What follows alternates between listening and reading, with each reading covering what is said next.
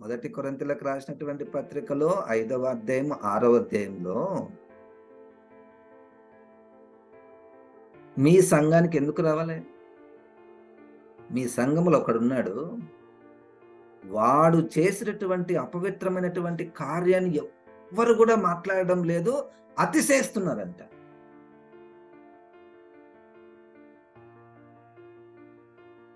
వాడు చేస్తున్నటువంటి అపవిత్రమైనటువంటి కార్యమును బట్టి ఎవరు మాట్లాడడం లేదు. ఎందుకు మాట్లాడాలి సార్? అనవసరంగా వాని దగ్గరికి ఎందుకు పోవాలి మనం? ఇదిగో మీకు తెలీదు ఆ డేంజర్. మీరు మౌనముగా ఉన్నారనుకోండి, మీరు ఇప్పుడు నేను అపవిత్రమైన కార్యం చేస్తున్నాను, నువ్వు నా సంఘస్థుడవు, నువ్వు మౌనంగా ఉన్నావనుకోండి, నన్నేం చెప్పకుండా, ఇక్కడ ఒక సువార్త ద్వారా రక్షించబడినటువంటి వ్యక్తి వస్తాడు లోపలికి, సంఘంలోనికి వచ్చి నన్ను చూస్తాడు.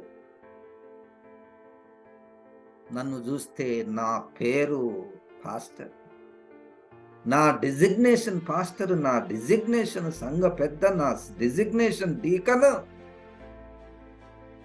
ఇన్ని చూసి ఏంటయ్యా దేవుని రాజ్యం ఎట్లా ఉంది?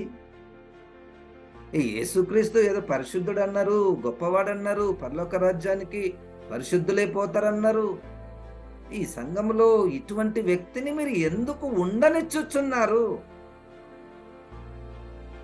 వానికి బుద్ధి చెప్పువాడు ఒక్కడైనా నీతిమంతుడు లేడా?